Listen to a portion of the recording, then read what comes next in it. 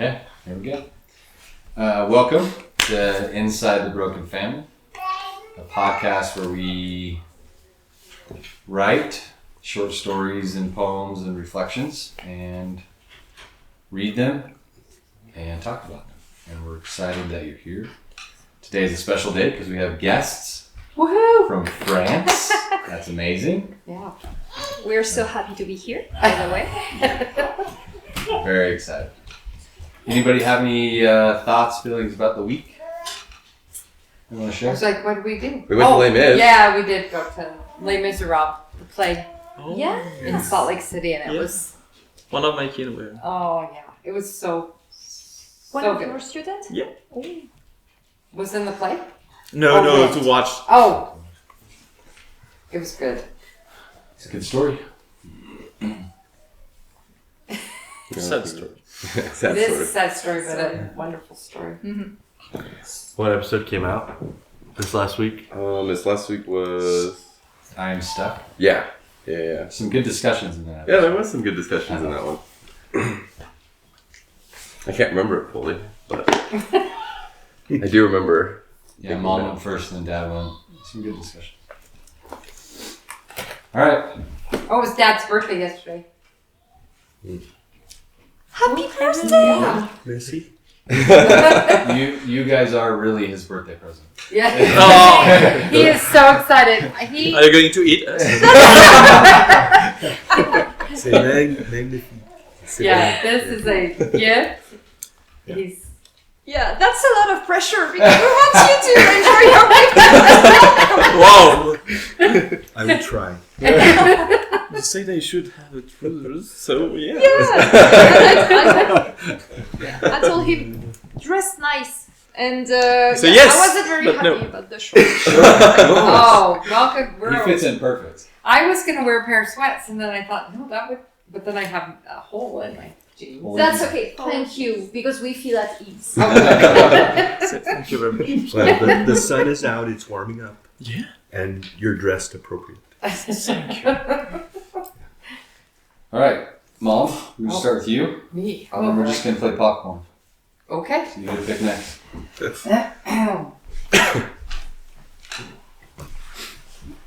Oh gosh, glasses. Is that just a word you say out loud? Yes. But I can't read with Dad's glasses, so we'll see. This is what happens when you become old. You cannot see. We are wearing glasses too.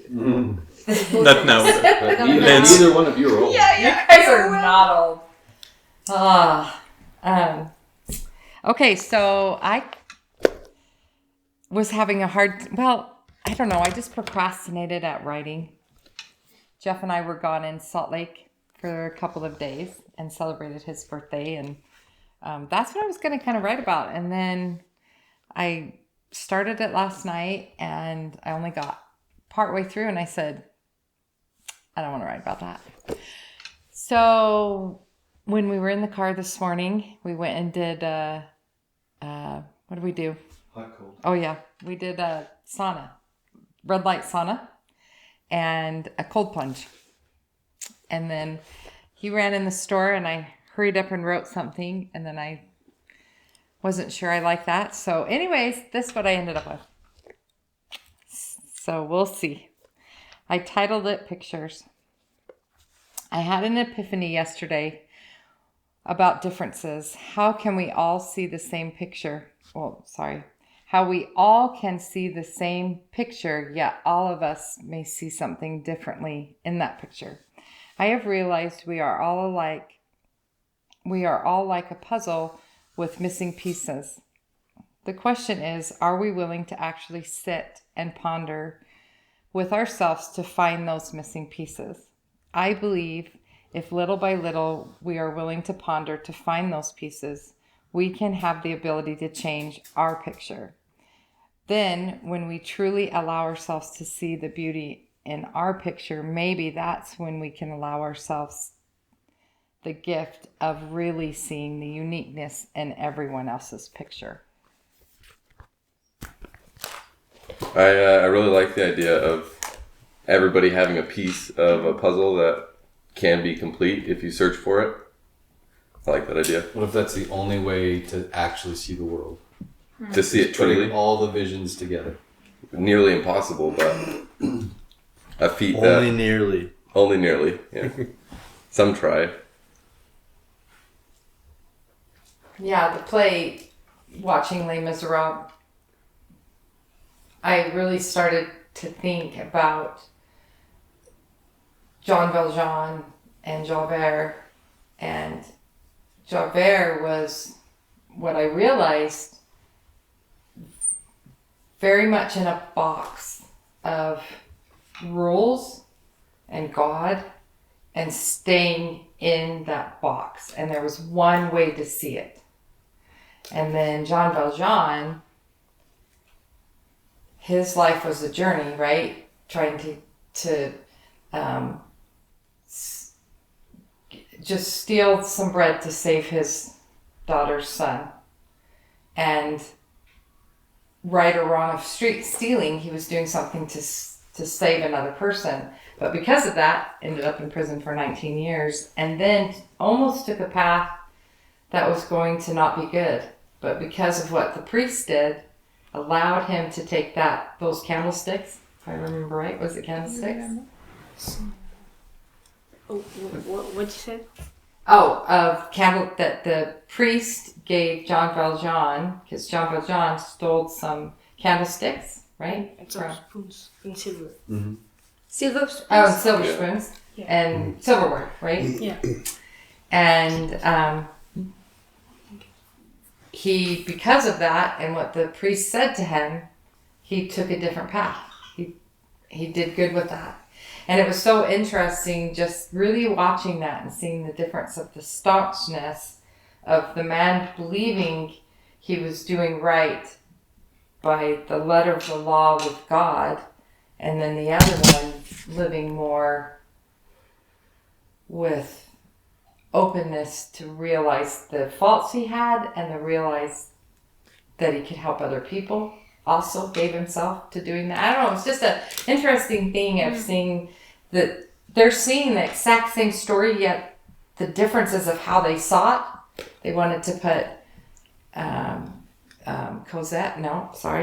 Fantine in prison. Javert wanted to put Fantine in prison for what she had done, and Jean Valjean wanted to save her, help her. And that was just such a, I don't know, it just made me think about differences. The way you wrote it made it seem like viewing our broken pieces as creating art as ourselves, like thinking about ourselves as an art piece, and you're not really adding new, you're kind of just picking up what was already there and seeing what picture is left. I like that. I feel like I've reflected a lot, especially this maybe last year. We've been trying to work on ourselves. Even turning 60, now I'm going to turn 61. There's so much to learn and still grow and become better.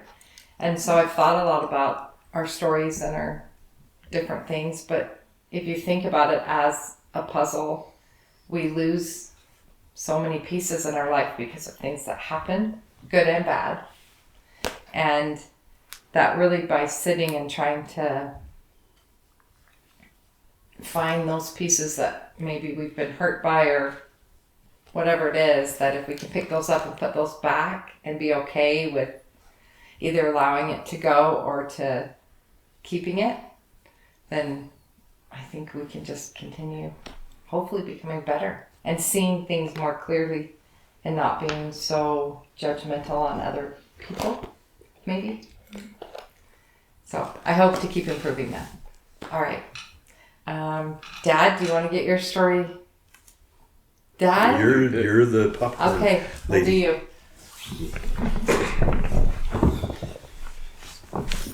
Abby, do you have a writer?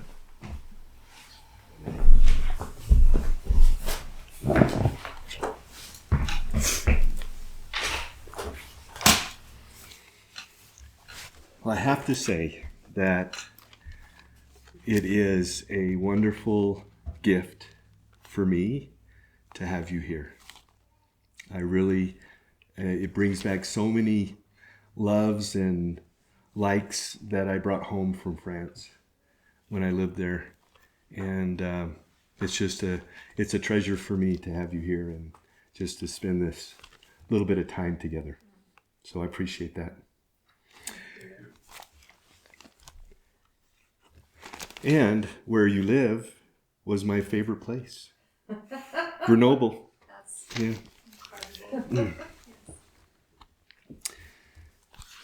So, knowing that you were coming, I kind of had this thought of integrating French and English into this writing. So I hope that it'll be okay, that it'll be understandable. We're so excited.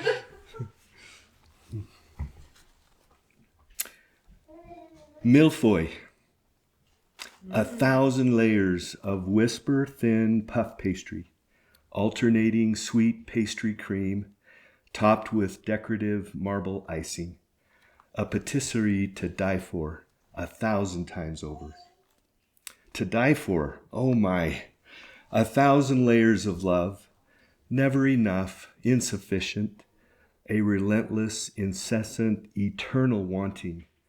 Yet, alors, Eros encourages with passionate intimacy enough to last 1,000 lifetimes.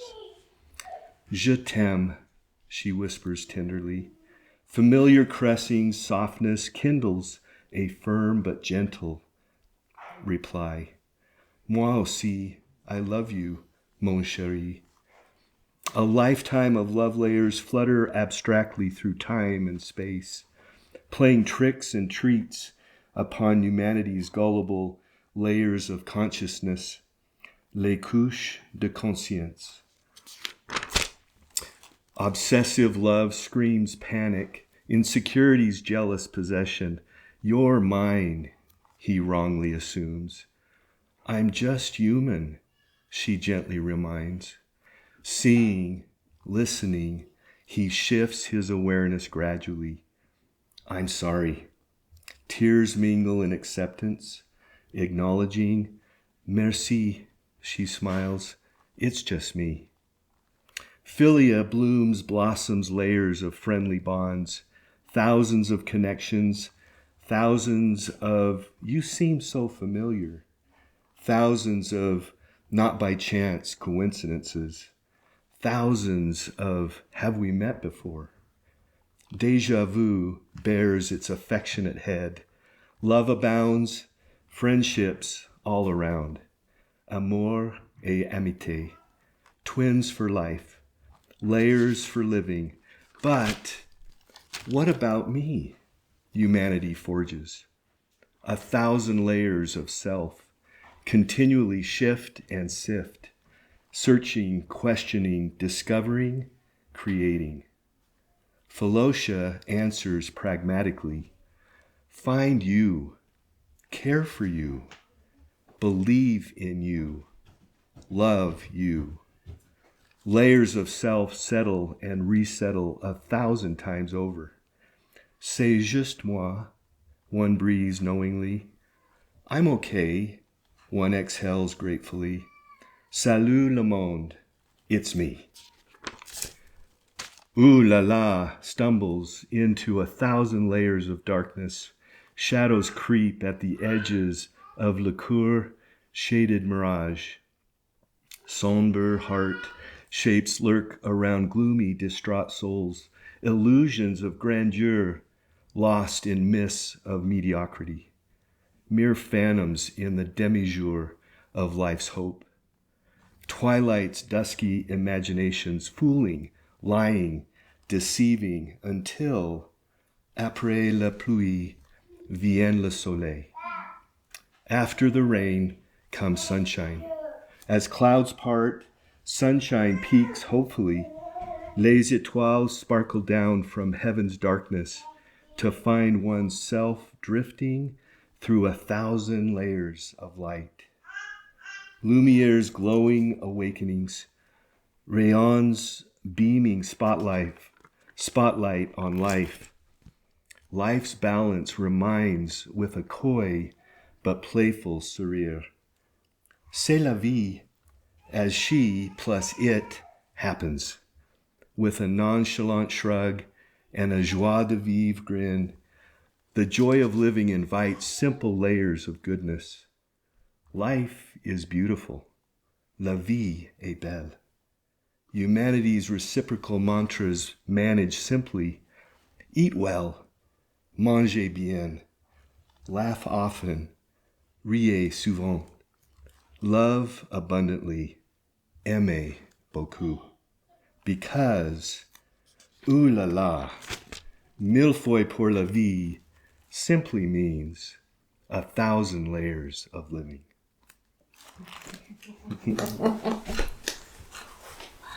I really love that idea of 1,000 layers of different aspects of our lives that they just pile up everywhere. But there's one that kind of stood out to me that was I can't remember how you put it exactly, but about consciousness being gullible, and just that idea that we get tricked by these layers. It's a really pretty idea. Also added a level of drama that kept pulling me in. Every time you brought up the imagery of 1,000, whatever, right back in it. 1,000 layers of darkness, and then brought back in 1,000 layers of light. It's part of every one of our lives is light and darkness. I like how you talked about the, I can't think now, but it was before you did the love laugh, it was before that, and it talked about, oh my gosh, it was before that section, and it was about like hugging or the smile or something, the way you put that together. It was like a relationship you were talking about to me. That's what it seemed like. I really like that part. And then, of course, where you brought more French in at the end, I really like. You guys are going to have to inform us on all the words that he added in there. So that was absolutely perfect. So yeah, you did it perfectly. Thank you. We understood everything. Yes. We understood all the Considering he doesn't speak French very much. That is so impressive. I tried in this piece to give a little bit of a description of the French meaning in the words, the English words before or after. Exactly. So I tried to do that so that we all could Yeah. get a little bit of a sense of what it was. That was good. Okay, Daddy, who are you gonna pick? And you can pick us, even if we didn't write anything. You I guys. can say something. Hey, Carolyn, you're next. Are you sure? Yes. That's perfect. Thank you.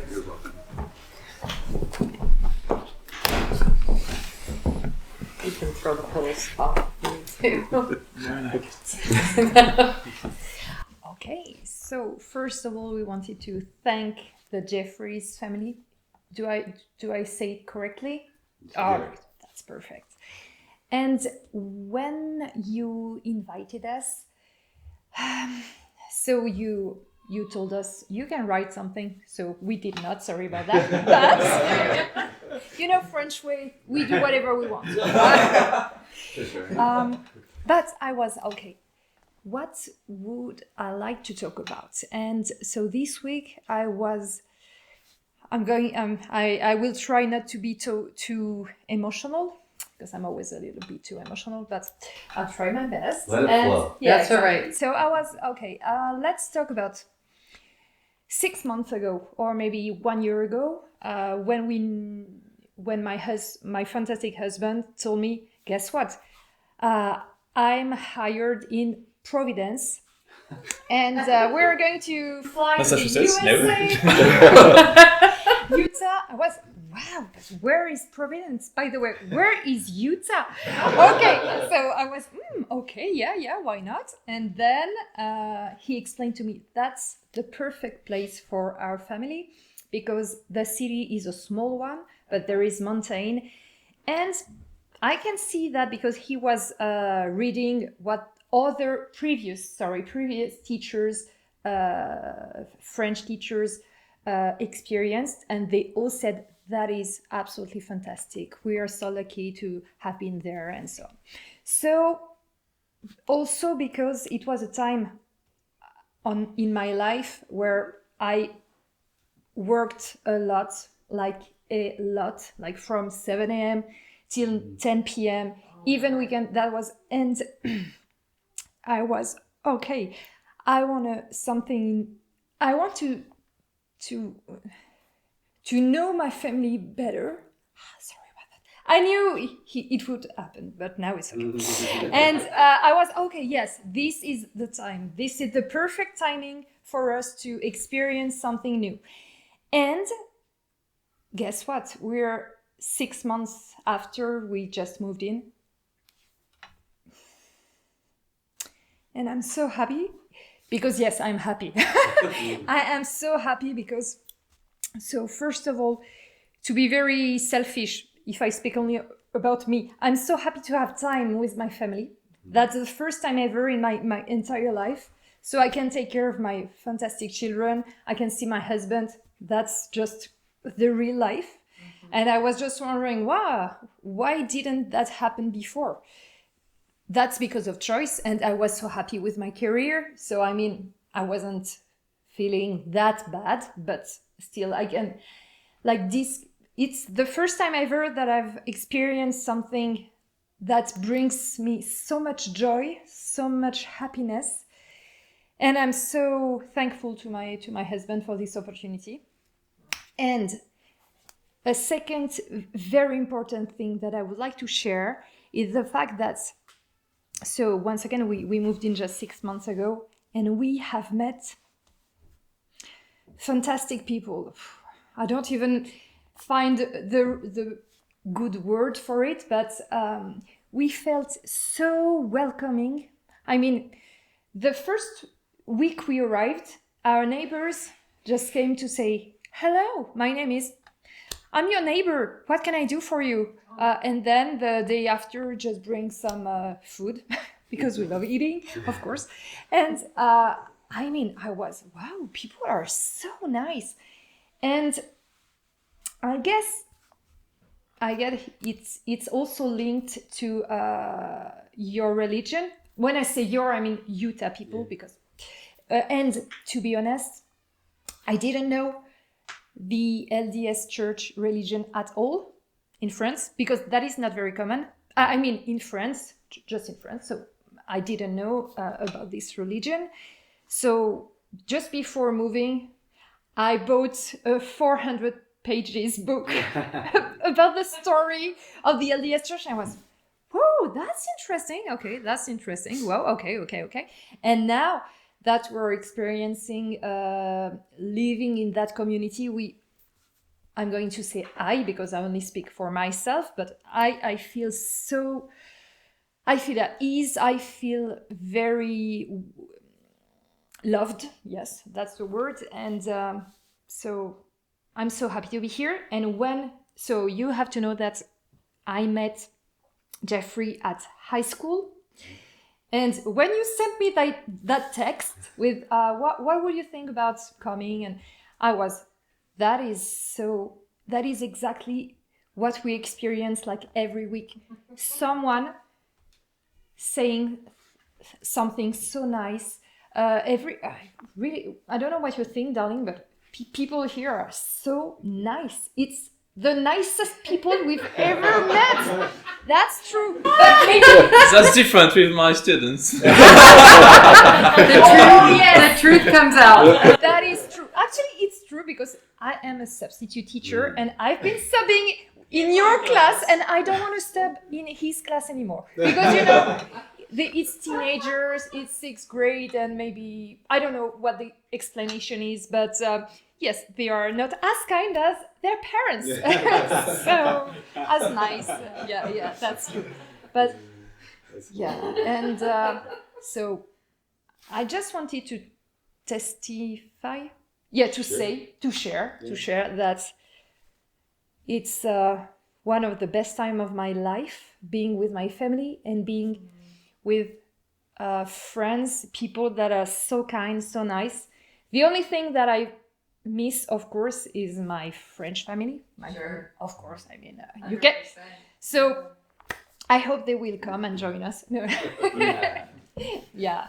So yeah, that is what I wanted to share. And by the way, I'm very proud of my 2 children because they speak so good English. They are better than us, and that's what you want for your children, to be better than you are. So I think you guys all do great. My Yes. goodness.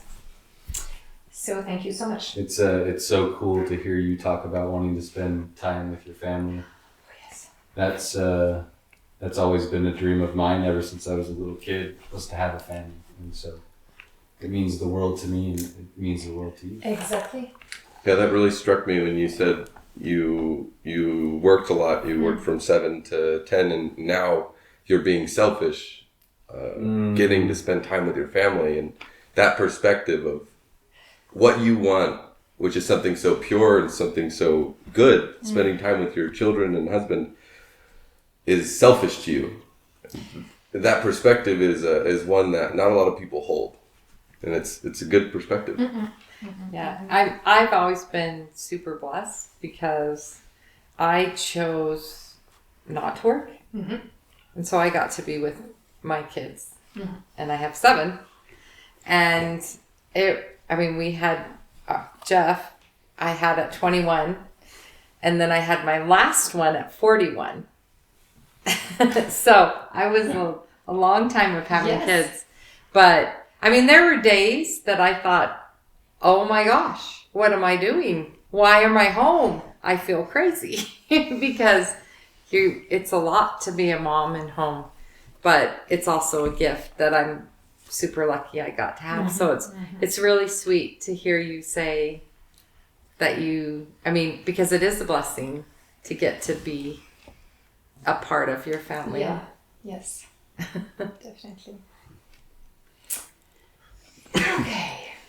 So, Jeffrey, I've heard that you wrote something. I did. So it's your turn. Okay. Yeah, it's not hard. 3 Jeffreys. You can Yes, just I do know. it. Yes. Thank you. You don't have to remember So easy. so many names. That was wonderful. Yeah, thank you. Thank you. Thank you.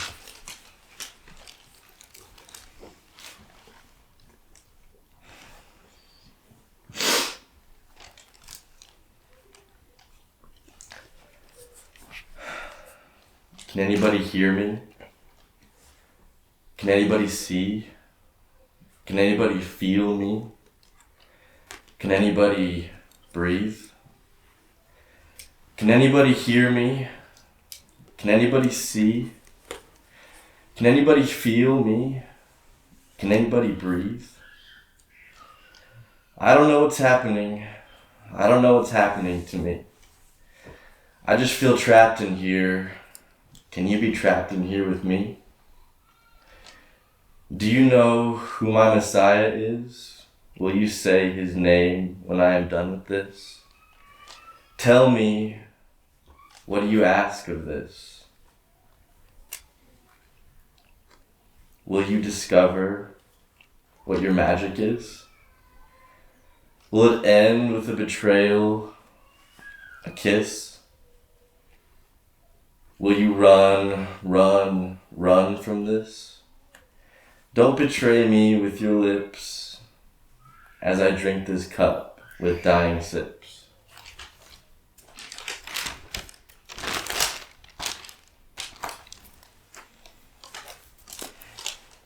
Can anybody hear me? Will anybody see? Can anybody feel me? Will anybody breathe? Can you take the happening? Can you rip the pain out of my soul? I see the knife you're sharpening. Just release me from your pull. I need to know this is all a game. No need for luck, money, or the fame. There is a devil I need to tame, and I get told this is just a game. I'm falling. Falling, falling, falling. I'm falling, falling, falling, falling. I'm falling, falling, falling, falling still. Wake up from your nightmare. Eyes up, you are not here. Give up all of your fear. Hands up, end of your tear. Look up, I am right here. Can anybody hear me? Will anybody see? Can anybody feel me? Will anybody breathe? As the pain builds up inside me, the love will set me free. And the road is laid before me, it seems like I'm the key. But your power, it surrounds me like it's water from the sea. So when the devil comes to find me, I will make him scream.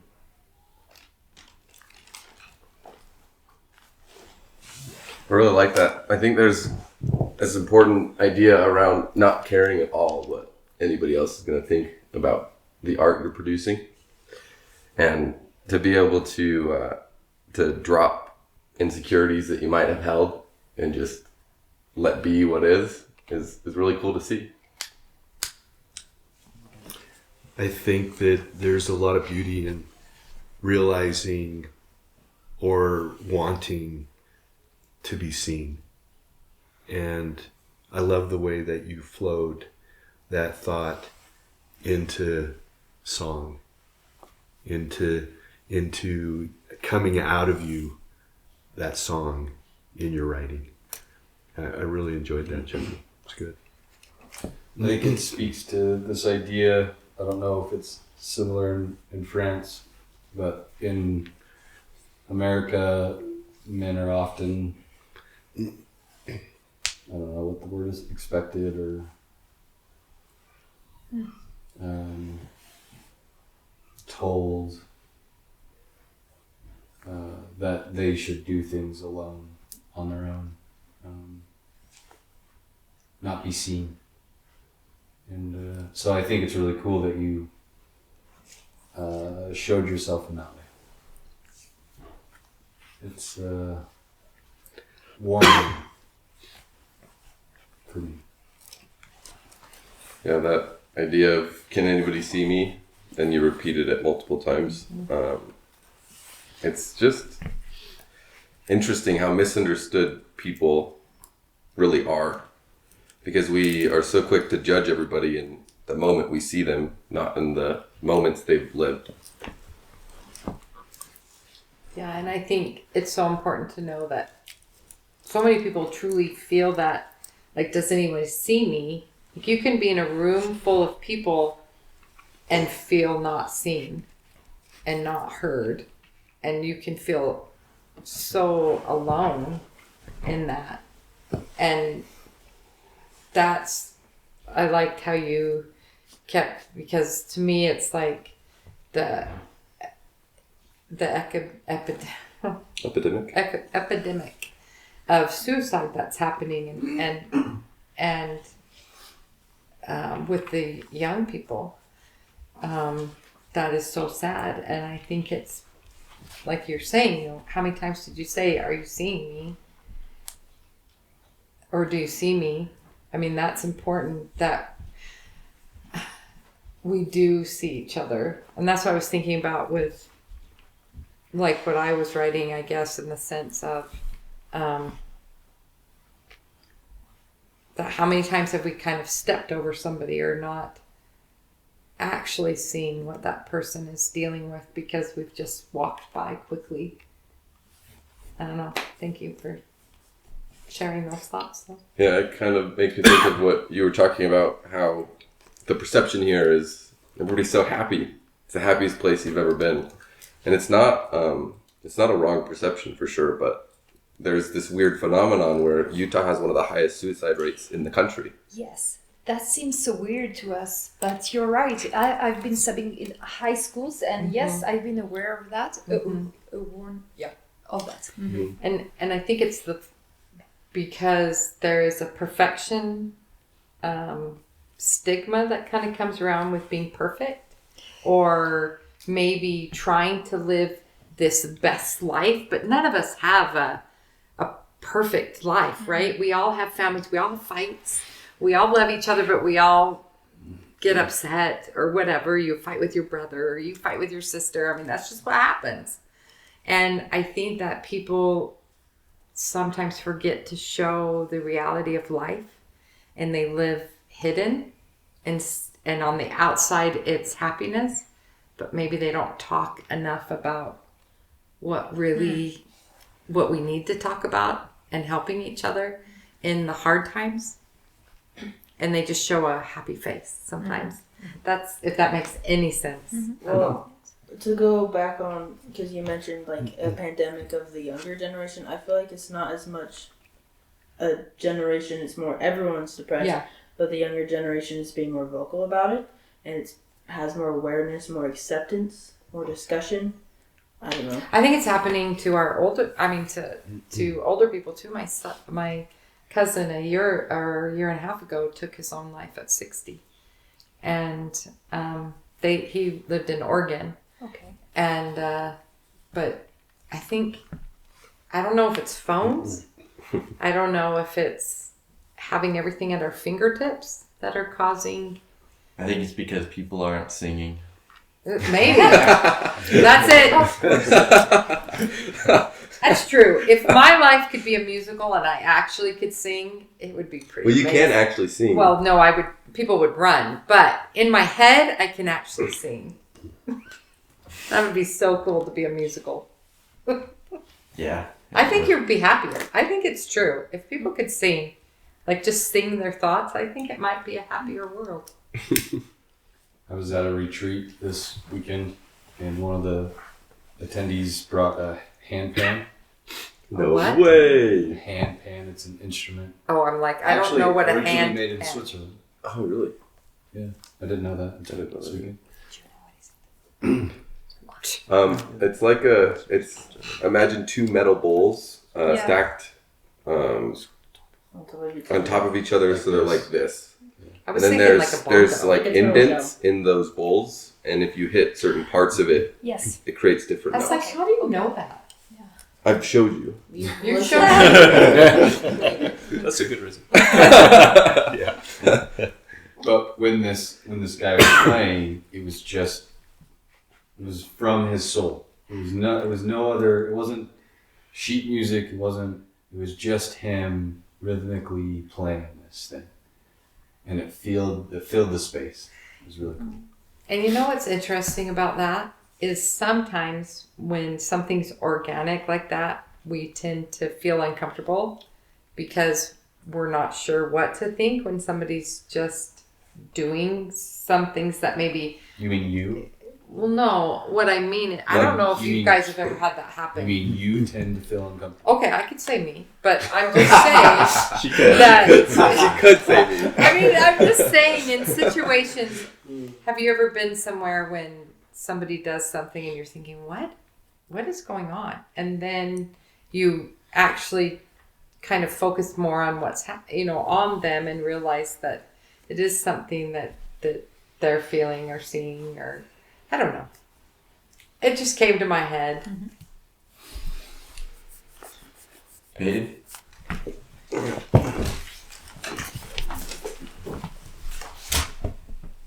Let me get out. Our couch is sinking. Oh. He's in a pot. All right, I Hop to the do other side. not know which one to read, so I'm going to give you guys a choice. Give the guests a choice. Yeah, All right, you can guys get to choose. pick. I'll give you the titles, and you will tell me what you want to hear. So the first one is called The Law of Language, and the second one is called Reconcile. First one. Yeah, because I didn't understand the meaning of the second. Okay, So I don't all know. right. Well, then there's probably things we talk so fast, I'm sure, but Okay. It's okay. I think that I understand maybe 80% of what That's you're not saying. bad. That's not that's bad. better than That's- most of the people in this room. When I was gonna say, I think I'm about 60% sometimes. And and it's our language. And you know what's interesting when you do it this way? Because you're trying really hard to focus on what they're reading, but sometimes you miss part of it anyways. And so if you can understand 80%, you're doing pretty good. All right, this is called the law of language. How am I here? From the moment my eyes open to the world around me, I've seen it. By it, I mean the question. Why do I move the way I do? Why do you speak the way you do? Why do you wake up in the morning or go to bed at night? Why does any of it matter? Did I choose this life? In the moment, am I truly in control? My eyes closed after opening for the first time, only it wasn't darkness that I saw. Why wasn't it darkness? Why see anything at all in my own mind, even if those images seemed inconsequential, even if they seemed wildly important? I've always wanted to know why. No one knows why the imagination can run rampant or even exist at all. Sure, some say it's God, some say it's chemistry. If it is God, then the God that allows my brain to think about the ebbs and flows of beauty and darkness has to be a just one.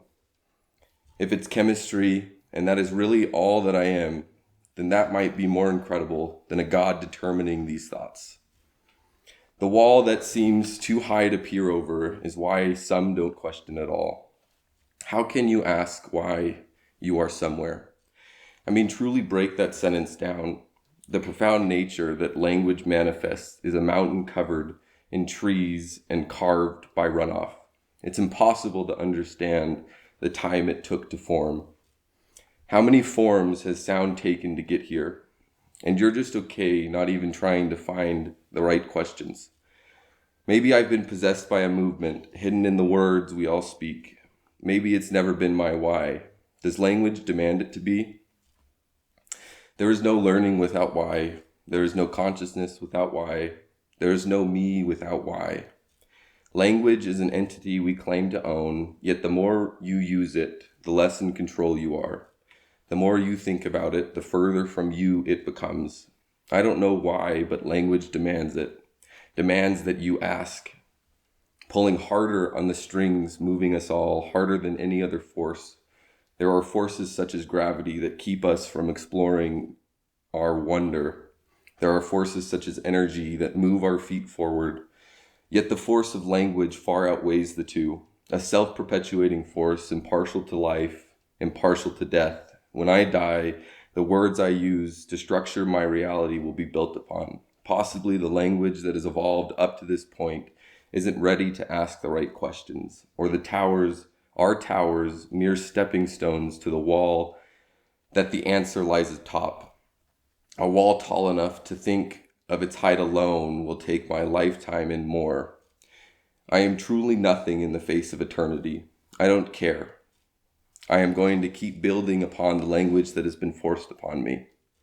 I am going to build on it, then I'll leave. Hopefully, the next experiencers will have the language necessary to ask the right question. To the practitioners of the law of language, even if you don't know why, please keep asking.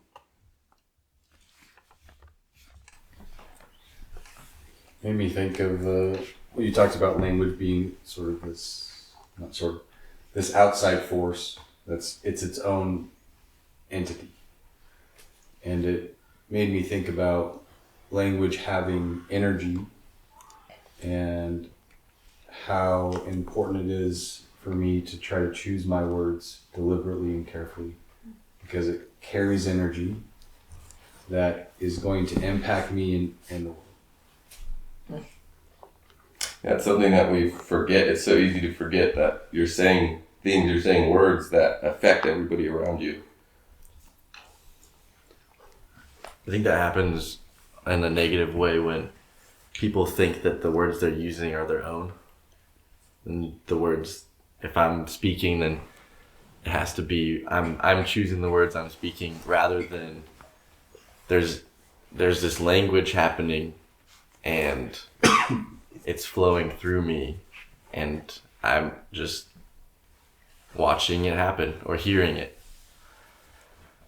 And I think you said that really well in your poem, that there's this outside thing we call language. And it made me think of when I was writing my poem. It felt like I was grabbing it out of that force, whatever you want to call it, the energy, instead of trying to force something on a page. It felt like I was just pulling it to me. Yeah, that's really cool. I think sometimes we get caught up in what you were describing, which is this phrase has to fit here. Somebody says something, I have to respond in this way, these words, and that's not how language should be used, but it is how it's often used. So Peyton, if we didn't have language, how would we communicate? I don't think I proposed an idea that was talking about not having language. But if we didn't have language, I don't know how we would communicate. We would communicate like Augie. That's still language. Yeah, that's still language. That's true. It's just Augie's language. We just don't understand his conceptualization of it all. But So when you wrote, you felt like this language that was forced upon you. Does that mean that I didn't feel that way. That's what happened. I didn't get to choose what language I got to speak. So just by I was being, raised in an English-speaking family. so being born into an English-speaking family, then English was forced upon you. Yes. And that's the one thing I appreciate, I think, about European countries, because most of the time in school, don't you learn a second language? Like Yes. that's part of A second and is a third. and a third. Yeah. Okay, because here, I mean, they have started that in schools now, I think. But growing up, you could take like when I grew up, you could take another language, but it was considered what's it called? Optional elective. Yeah, elective. Thank you. So we didn't have to learn a second language, which I think it's really neat that you guys get to do that. I think it's It's a little arrogant for Americans to. think we don't have I to. don't think it's an arrogance thing. I think it's a control thing. You do? I think that there's a reason why it's not mandatory in schools to learn You English think and to they learn other we languages. just dumb down the Americans? It's not a dumbing down. It's a when you learn another language, and I haven't learned another language, but I mean you have, and you guys have. It makes you think about your own language differently because you realize other people use words in a way to think about reality in a totally different way. Like the words you use really do matter. Besides, when you're learning a new language at school, because in France we begin learning a second language Seventh.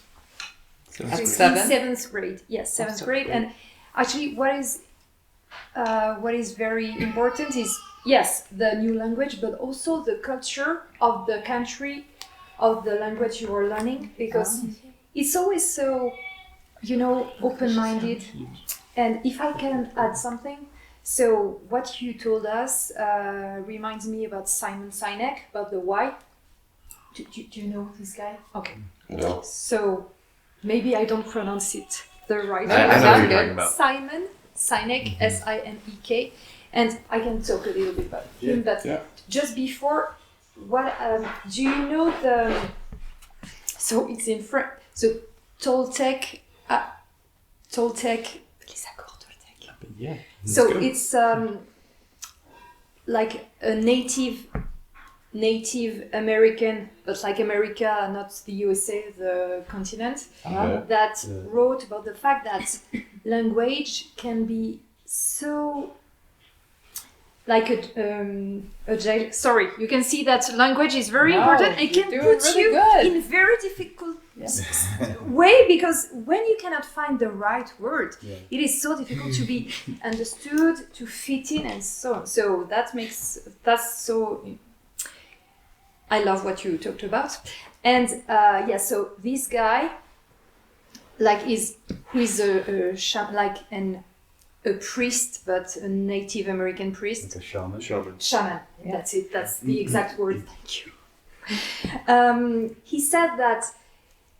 So be very careful about the words, the language that you are using, because yes, it is so powerful. Because yes, you were telling us that sometimes if you don't find the right word, or sometimes if you're angry, your words can be more. It can have Consequences. an impact on people, and that is so true. I am the worst. I can use because when I am tired or when I am angry, I can choose words that hurts, and you don't want to hurt people. So of course it's very interesting, and I'll give you the exact name in English of this guy. That'll be good. It's he's saying that, and he's saying that if you don't want to hurt people, or if you don't know what word to use, just don't talk now and think about it, and then you can talk. So that was what I was thinking. Yeah, that's a of. smart actual thought, is to think if you don't. Yeah. If you aren't going to, he always says, if you aren't going to say something nice, then say nothing at all. Yes. Yeah, with my teacher, we saw a movie. It was like, and then like she told us to she told us that if any words can affect your whole life. Like when you talk, even if you say something good or bad, it can affect your whole life. Yes, especially when you're a child. You know? Yes. Do you remember the name of the movie? It wasn't really a movie, but more like a video. The video. Okay. Yeah, words can definitely affect your whole life, and we often, as people, and I think it's a trend in America more so, people use the same words they've always used. They don't try to learn or expound on the language that they've been given. It's a cycle of using the exact same words in the exact same way for their entire life, the entire 80 years, 60 years, 50 years that they live. And I think it's really, they're missing out on a lot of life, a lot of experience that they could have. I would say that everybody doesn't not expound their vocabulary. I said it was more of like a trend. Oh. We do have, as humans, just our defaults that we collect. We find our comfortable phrases and comfortable words that we can say to let us ourselves know that other people know that we're the same person. As a comfort, when it doesn't matter, we're the same person whether we use the same words or not. Yeah. Well, it's interesting with even like swearing, I guess. Like personally, my new view of bad words or swearing is that it's just words. But if I were to say an F word in front of you guys, it could ruin your entire day. I would be offended. Yeah. Why? Because I don't like it. I Even don't like that. even if Why don't it you was like the just F me word? casually talking Just with no anger, don't. but it's just interesting. But in Europe, It's French. it's used more, right? You cannot imagine. Right. We have so many words. Right. No. But actually, Words. it's Yeah, but just that's right. words. I mean, it's just not. words. It's just It words. doesn't. How would you explain that? You won't feel very affected. I mean, In Europe. yeah, And you're speaking. yes, It's a because way to Yeah, express. and- It's just an yes. expression instead of. and attack. here you're right. Yeah. We have to be so careful You're right. with F word, G words, and guess what? So no worries, I'm not gonna say anything. We have her on this podcast. You can I am wimpy. We're wimpy when I it comes was- to words, but I You're was wimpy. using My an expression that I use a lot in French. yeah. And so, and people told me you shouldn't say that this way. So I'm sometimes I'll say, when I'm surprised, oh my goodness. Right, But right. I didn't say my goodness until 2 weeks ago. I used to say, oh my ness. G-O-D. Ness. And someone, a friend of mine, an American friend of mine, told me, oh yeah, maybe you should say goodness instead of goodness. And that's because I didn't know that. You have to tell me because I cannot. You're like, oh my god, sorry. Exactly. But yeah, it is way different in Europe. I don't know, but France for sure. It's like we are very lot more. rude people. And it's Well- not at school, my darling. You mustn't do that. Yeah, that's true. No, I was that's just a working in a practice. school. But the way that you can show rudeness is so beautiful. Listen, In French. you're in love with French. Yes. Well, it was like we saw our son that you haven't met yet. He wanted to watch the movie what's it called? The Good Man? No, what's it called? Better man. Better Man. And it's about Robbie Williams. He's a singer in England. Okay. And there's like, I don't know, 250 F words in that movie. But, I mean, it's like every sentence he does. Okay. That's a lot. And yes. But it's, he becomes in a band. And so it's his true life story. He tried to write it, I think, like he would have talked. But because of the English accent, it was so much softer. I get it. And I was like, that's not near as bad as watching an American movie when they say the F word that many times. I just am like, oh. But I think it's just being raised. Different families are raised different ways. And in my family, we didn't swear very much. I mean, my mom might have said a couple things, but of course. And when you're raising children, you don't want them to use any rude Yeah, words. when at it- all. What, do you use rude words in French? They're like, never. Yeah. Oh, in French. Yes. It's very honest, of course, and I want you to be honest. And in English? it's okay. You're a Is- teenager. And I don't know if this is appropriate, but is merde a common word in the French language? Oh yes. Is Like- that a swear word? Yeah, it is. Oh, Merde.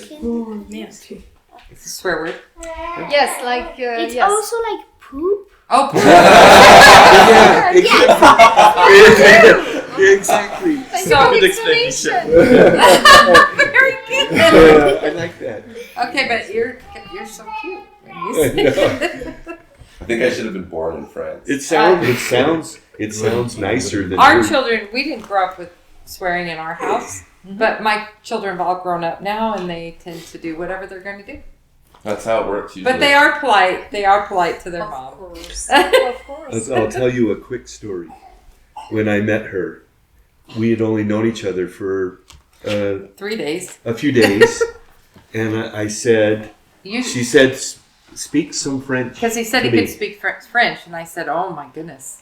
Okay, just And I said, vous êtes un cochon. I said, what did you say? That's so beautiful. So beautiful. I said I called you a pig or something. I don't know. And I just was like, But a "They're very so nice pretty." Yeah. He thought that was funny. All right, Abby, you ready? Yeah. I think that story actually sums up your relationship really well. Yeah, it does. That encapsulates how many years? 41 years of bliss. Of complete misunderstanding bliss. That's right. We do misunderstand. That was my topic was going to be on that, and then I decided not to do it. Well, I'll do it next week. Okay.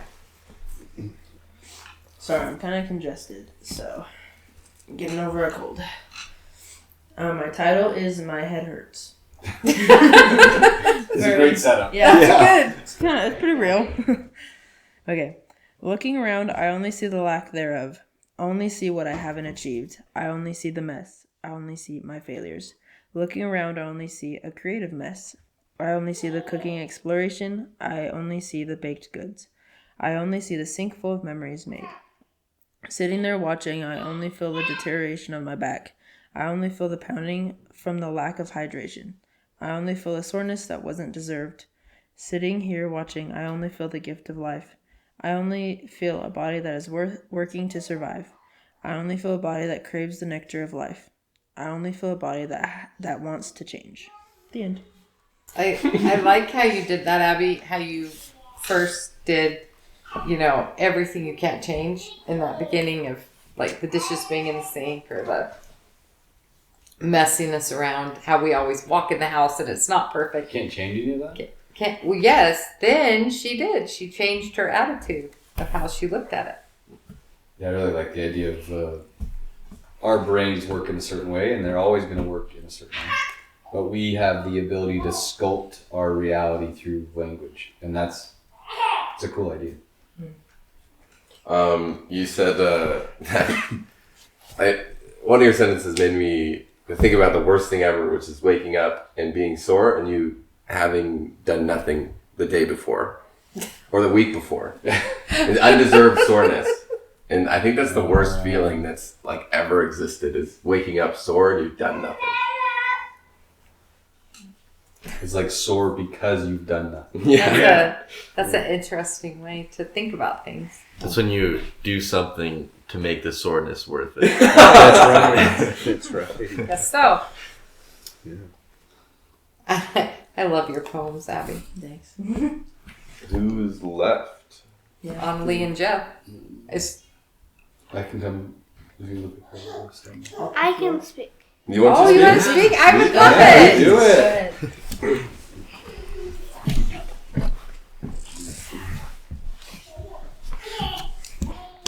I'm gonna talk about when I was in France and I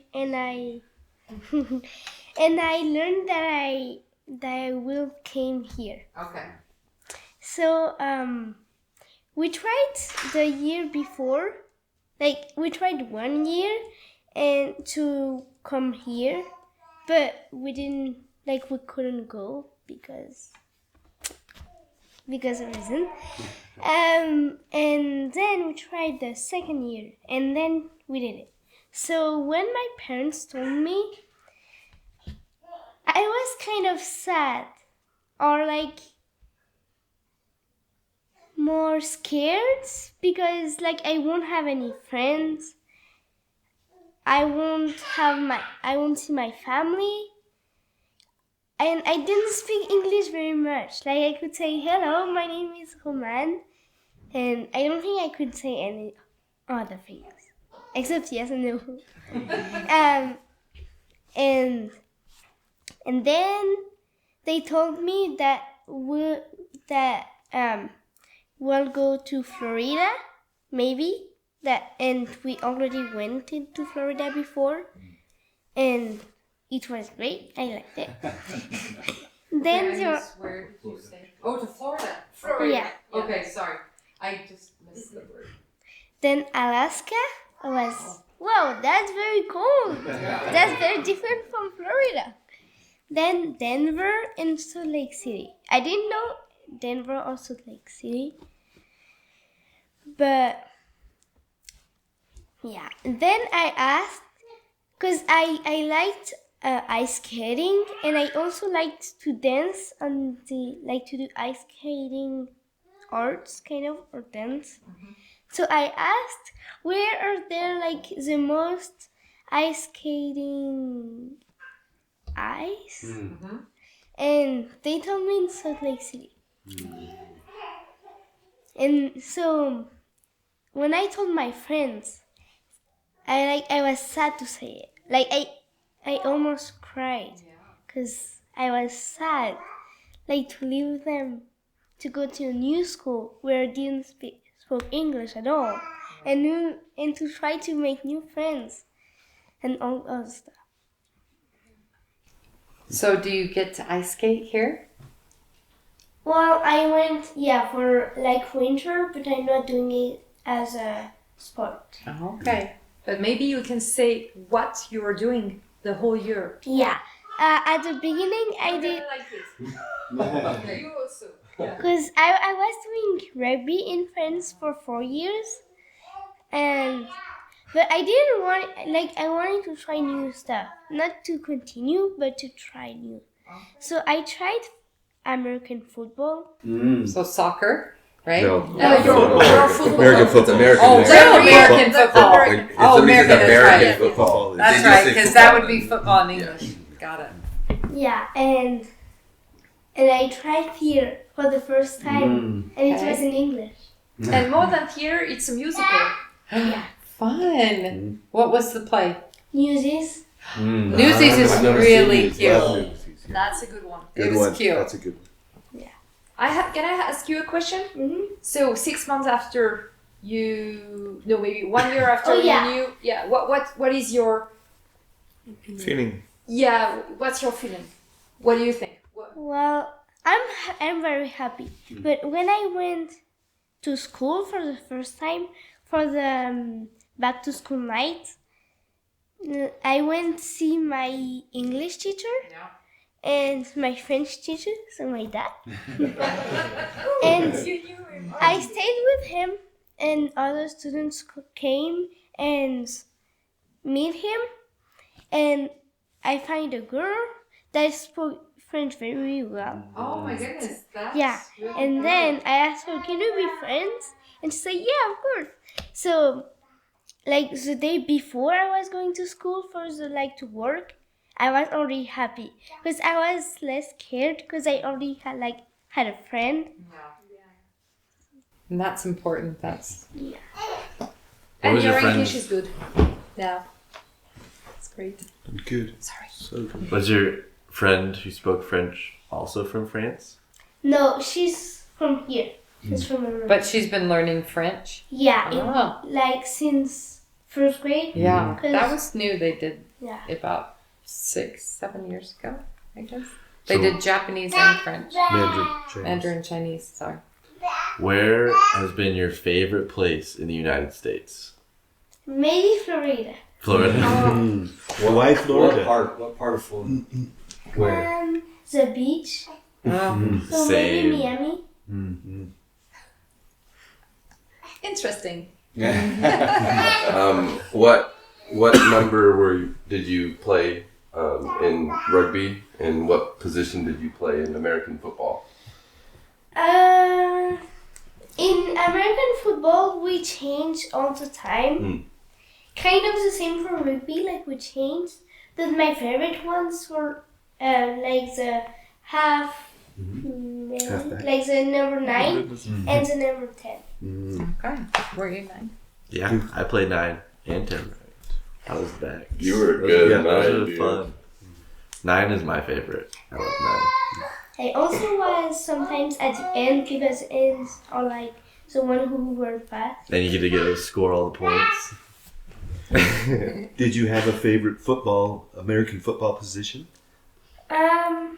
Not really. Not really. You played all of them, lots of them. And rugby is just better. Yeah.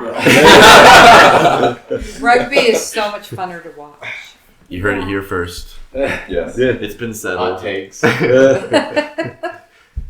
in rugby, you don't really hurt yourself. Even though when you are putting people down, you don't really hurt them. Except when you are very fast and hurt, I'm angry or you're not taking care of it. Okay, you get a pick. Is Okay. You pick Annalie or me. You choose. I don't know. Wait, what's her name? Annalie. Annalie. I think Annalie.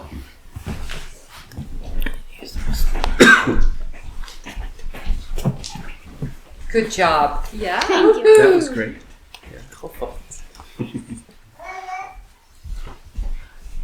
That makes it fun. Thanks for sharing, you guys. Why is this? Slipping away. I know. It's I like know, the yeah. tower. It's hard to It's see. usually over there. Is that why? Yeah, I didn't really think about it. And it's okay. It's alright. This time it's. You're squishing me. So I've kind of been with Augie, but as I've been listening my language I've wanted to change my language in my writing, but this is what you get. So I really like being able to challenge myself in trying to articulate or think about my words a little bit more. And anyway, so this is titled I Will Fight. I was young when he danced into my life. We were two kids stepping forward as husband and wife. He was everything, my world and more. He was one I would fight for. My love would endure. My heart felt content and full. Then I felt something inside me start to pull. A pull to my life's mission, being a mother. So much love and kisses I did smother. Holding him in my arms ever so tight. I never wanted him to leave my sight. I promised to protect and a safe place for him to return. A desire to keep him safe I did yearn. I will fight for you and not give up. I didn't realize the size of my own cup. While I was striving to be all I could for you both, I was stagnant and stunted in my inner growth. Then she came into my arms too. I did my best to juggle all three of you. I didn't know who I was, only what I had been told. Always out of reach, something I could never hold. You three were there to watch me struggle when what we really needed was a snuggle. You needed me to be confident and strong, a place of security and somewhere to belong. I thought I created that space for you, but reality proved it was far from view. I wanted to stand tall and fight, but I would shrink in silence despite. She brought more joy and love to our mix. Then in a blink, we were a family of 6. 3 beautiful girls and 1 boy. And 3 beautiful girls, 1 boy, and wonderful dad. You were all my everything, everything I had. I kept on my path to become perfect, moving quickly through each moment like an addict. Then my spiritual world started to crumble. Oh boy, did that cause me to be humble. My inner world turned upside down. Time started to slow and count down. I started to see the present moment, and he came as our last component. I look in your eyes and feel the burn inside, to be there for each one standing beside. I am just starting to come into my own. Now I can really say you are not alone. I see you, each one, and I am here with arms open. I will not interfere. I will stand tall when I firmly believe. For you, I will be here. I will never leave. I will fight for you to be who you are. This life gives us battles and sometimes a scar. I will be here to love and hold you no matter what. My door to my heart I will never shut. You always have a place in my arms. My arms are strong and they will comfort from life's harms. The 6 of you are my everything, everything I have now. I will fight for you to be you. This I vow. That was beautiful. Yes. That's really beautiful. You were able to share beautifully how it is to be a wife and then a mother with each of those babies coming, and you're feeling like you were doing everything right, and then things kind of exploded, and then you have a new awakening of trying to really let your kids each know that you're there for them. I mean, I just felt your love and your writing, and You wrote it very beautifully. Thank you. You you said I see you, and you wrote this when? Last night or? Yesterday and today. Yeah. And you didn't know the title of his. I did not. So serendipitous.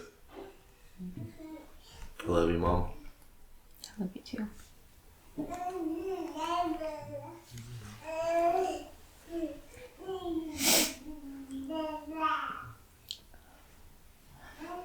When you read yours, that line stood out to me that I wrote, and I really feel that now I can really see or have the potential to see you and those two over there on the phone.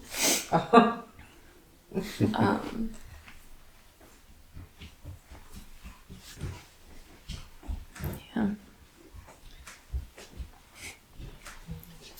You know, it's interesting because as a mom, my family's heard this before, but I always thought that if I loved them enough and was there and they knew I loved them, that we did things a certain way, that my family would all be okay.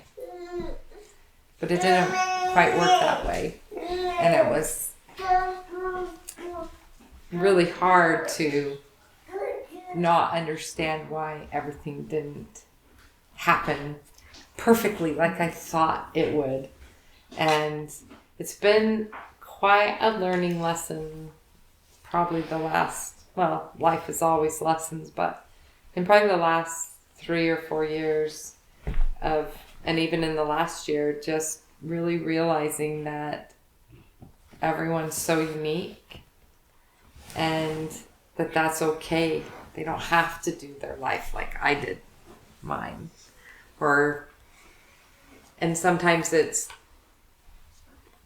and I have 7 and then 6 wonderful in-law children, and everyone, I don't know if I thought everybody would be more in a box. I don't know that I really actually thought that, but to realize that everyone is so very different and that that's okay, that we get the blessing of loving them all. And but sometimes that's a journey. And Yeah, I don't know what it's like to be a mother or a father, but there's this pressure I've seen get put on people, and I mean it needs to be there, but like you're raising somebody and you get to not determine how they turn out, but the way that you treat them and the way that you act around them really does matter. it does, because it's a reflection a lot of times, but you don't have to be like your parents. That responsibility, just letting go of it at a certain point has to be like crushing. No, the first time someone gets married or they graduate high school, they're gonna go like it's tender. Annalie and Jeff have had Jeffrey leave. That it's just tender. That the first time those changes happen, and it changes your family, and you're like, but and we've tried to embrace it, but it's a new experience all the time, all the changes. But it's a good blessing too. And you always express it very well, Annalie. Right, you want to get Jeff? Yep. Okay, one more. You guys hungry? I know I'm okay, because in France it is so different. We would have dinner. Do you remember? Oh yes. Jeffrey. 8 So or what? 9. 8 p.m. is Yeah. usual Oh, time. late. It is so late. And the midday lunch Yes. was the big Yeah. meal. Yeah. Exactly. That's like around 2. Oh no! It's usually like 12, 13. 12, yeah. Yeah, 12, on Sunday it can be later. Yeah, on Sunday. And then so many wonderful courses. And we could have. And you take time Yeah. to Yes. enjoy it. Because here you don't have even at school they have only Here 15 it's- Oh, minutes. like Yeah. they have like 15 minutes to shove food in it. Food Silly. is a burden here, not a. No, not not for a me. Food is enjoyment. enjoyed. In France, you have 2 hours. Yes. Like For one- lunch? Yeah. Yes. Yes. Yes, I love that. It's a little bit too much. But You have a nap in between naps. But Yeah. even at work, when you're working, even if, I used to work as a HR director. So I mean, even if you're like a CEO, you at least have 1 hour to have lunch because then you have lunch with your teams and so on. Oh. And it's like an opportunity, to talk about things at table, and it is so important for French people. Yeah, I think we're missing it here in America to a point. Missing a lot. For sure. I think there's a never few been things we a can thing. learn. All right. This is some thoughts that have been on my mind since having you guys come. Thinking about our trip to France and just some other thoughts. So this is what came out.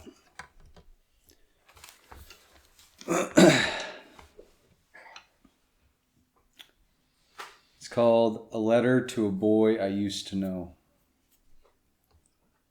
Oh, I use several lyrics from the album The Black.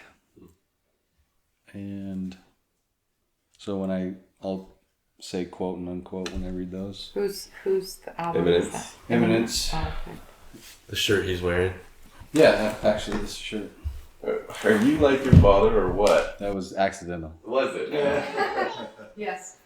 It was accidental. All right.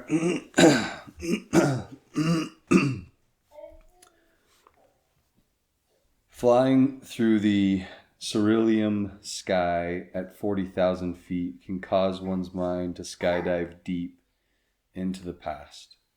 With my oldest sitting next to me, excited about France, rugby, European girls, and life, his natural exuberance for breathing blends naturally with the west wind directing my parachute to the land of reflection. Scenes playing in the clouds, effort never dying on the green-hued battlefield, inspiring even the deepest forsworn heart to beat to the surface once more, the fortitude to find strength to take 40,000 steps through the mountain peaks, drop with exhaustion, wake up the next day, and find 40,000 more. Even with feet blistered and sore. And with tenacity, say the prayer of the sacred sandwich while partaking of the sacrament of the 3-dotted fish, the red-dotted fish.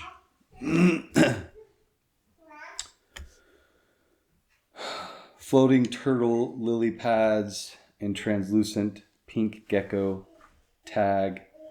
Giggles hold the quilted fortress walls while the mini jet black cock-a-doodle-doo chases flash around the moat. Show me the muscles while dancing the shaking hip hula hoop dance. There. Just there. Crawling. Do you see? The smile that holds the hope of the world and the innocence of the pure mountain stream. A part of me could stay in these clouds forever. And the violin's sharp tears cut my parachute strings. Le Noir. We landed in the land of Napoleon and cheese and wine, architecture for the gods. We hopscotched through Paris with cuisine that carried our legs 10 miles. We rode a train to Lyon.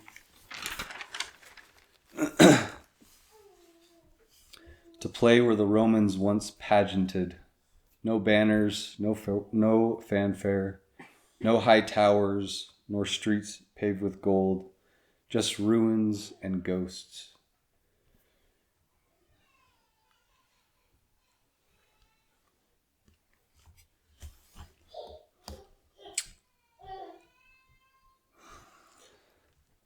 I turn to see my son, chiseled and confident as a Roman emperor carved into marble.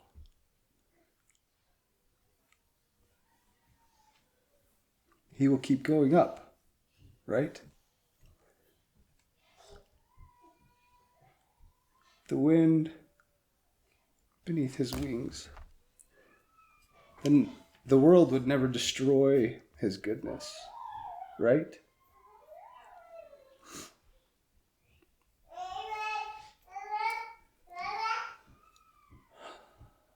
My mind is strapped to a bullet train, headed for the future. My mind tries to rip itself apart desperately, not wanting to see the ruins and the ghosts that lay ahead. Bricks and stones crumble to dust, coating lungs and blinding eyes. In each crumbling structure lay a man howling in rage and pain. Pounding on the chest of a small boy, fighting to keep the child alive. As each child gasps for air, barely holding on to the faintest beat, building after decaying building, all holding a man, crying and fighting over a dying boy. Silently, deaf to the falling walls and all other ears, the noise only echoing through the hollow caverns of each man's blocked heart. The train slows to a newer structure. No, this can't be. Not him, not him. Please, God.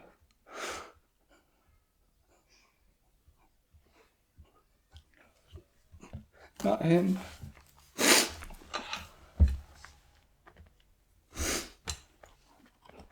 The door hangs on one hinge, swinging slightly, a welcome mat in the shape of a rugby ball torn and battered.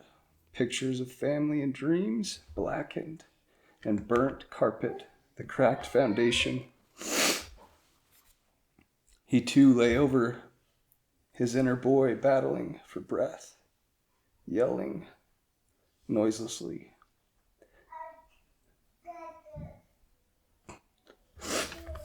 Why can't I hear him scream?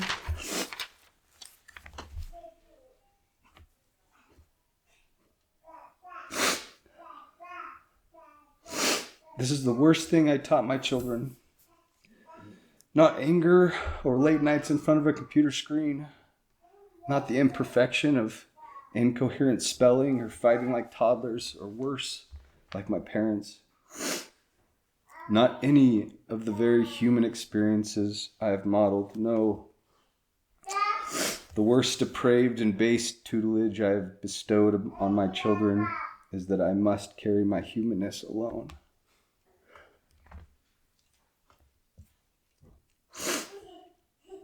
The guidance given to the little ones of stepping into my shame suit and crawling into the deepest, dank cave to sit soundlessly with my sobs bouncing in my own ears. My well-worn shame suit slinks up to me in this moment and begs me to return.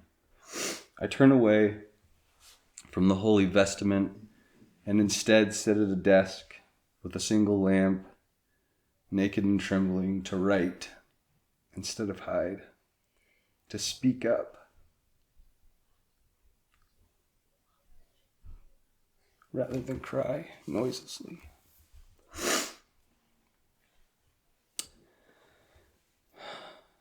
To all the men standing as sentries with tears flowing inward, retire from the old guard, standing in ruins, hard, unmovable like stone. Take a breath, allowing the east wind to fill your veins. Pull the plug of the life support machine keeping your little boy alive and let the boy rest. Bow your head and honor what was with a cup of your tears overflowing and seen. Allow his soul to rise. Call the mystic in the mother's vapor to crack your heart, allowing its ancient light to shine forth. The light of suns will be a north star for his soul, conveying him home to your beating crimson sun. We're walking through the Alps, one empty street, on the empty streets of the alpine ski town of Mürren. We gazed upon the morning rays pull the sun between Eiger and Monch as the bells swing rhythmically, ringing in the day. He turns to me and announces that he's found the place he will honeymoon with his future bride.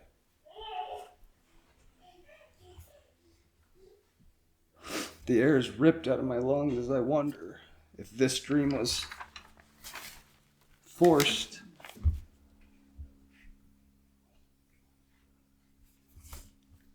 from his fingertips on an island in the sea.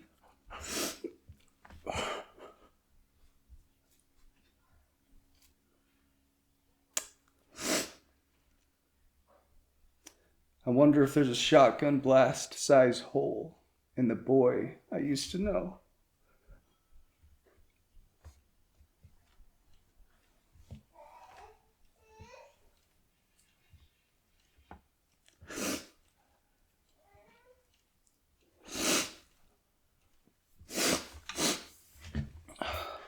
I wonder if he can't stomach his own bloodied hands from trying to stop his little boy's chest from bleeding out.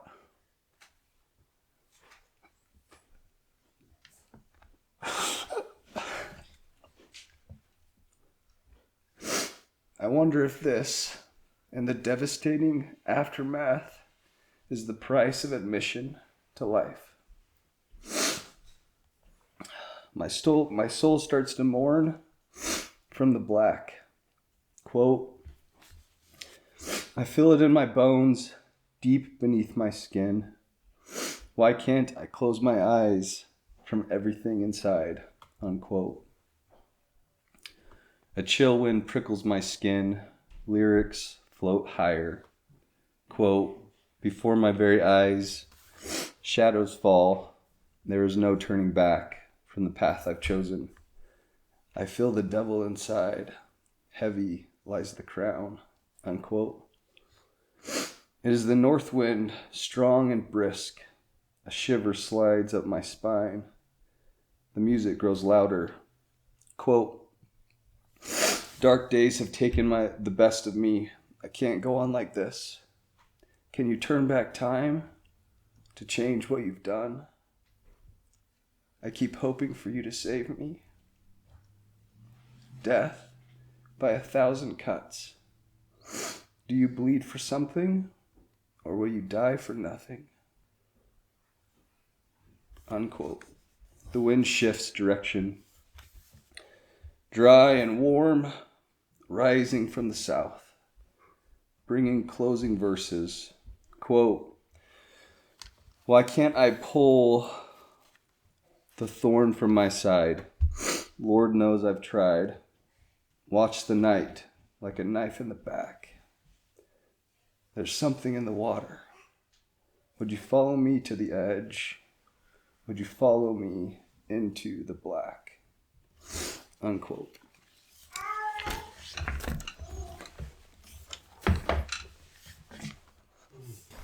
The way you layered a memory of what was with your current feelings of situations going on, it was beautiful. You had one line in there about a smile that holds the soul of the world, I think. Would you read that again?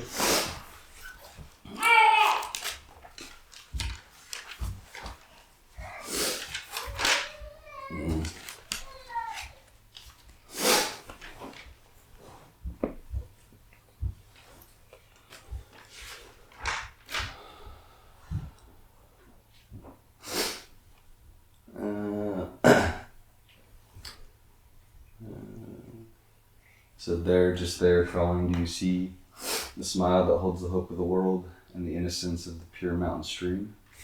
Yeah. Sure, I like that image of a innocent smile on it, representing all the good that can be, and then a mountain stream reflecting that. Like how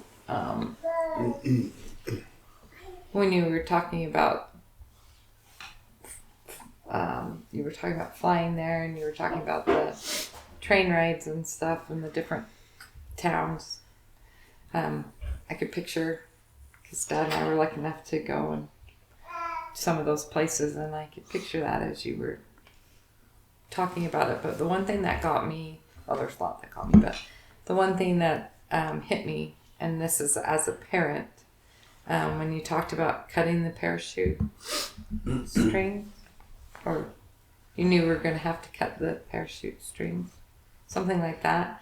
And I thought every parent experiences that you have to eventually know that those strings will be cut, and that your child will fly. And I don't know exactly how you're meaning that, but that was one thing that really stuck out to me. And of course, the parts of just yearning as a parent to be able to change some different events that you can't. I mean, I don't know exactly how you were writing them, but that's what I was thinking about. Brought me back to some pretty views. Mm-hmm. In Switzerland and France. Jungfrau, Eiger and Monk. Yeah. That I, as your father, and we've touched on this in past episodes, but I don't have a lot to, I don't want to say much, because I am feeling like I'm getting a sense of you and just basking in that beauty of genuine expression coming from you as my son, that I don't think I would have ever known or felt except through you writing and sharing it. And for me, that's precious. That's a treasure for me to know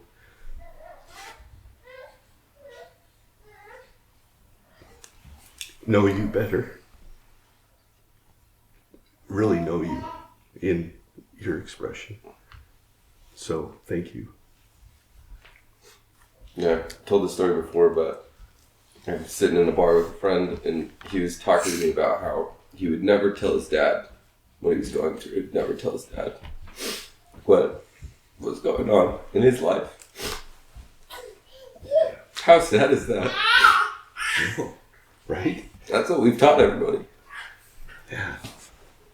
But this has definitely been a release for me in our family to be able to hear you and to see you and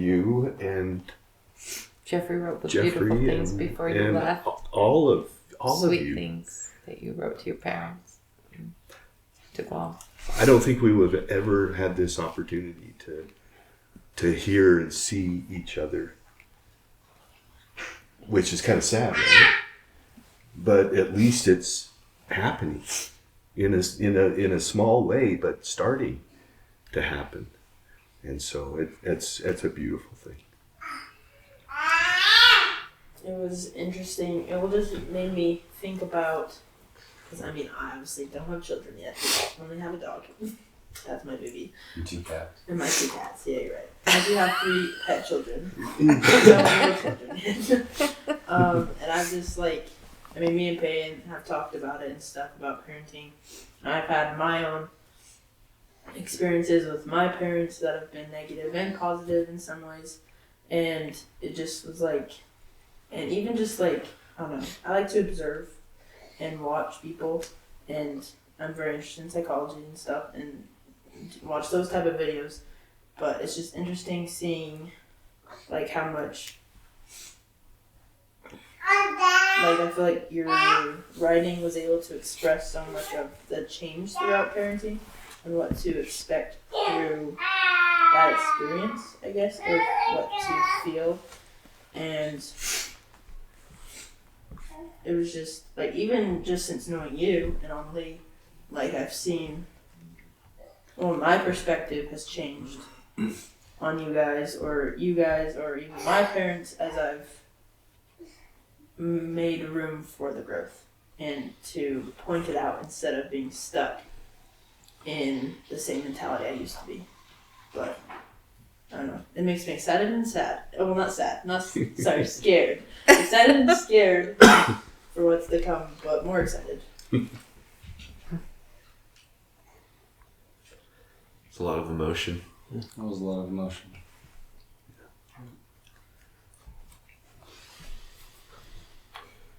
Well, do we have any title ideas for this episode?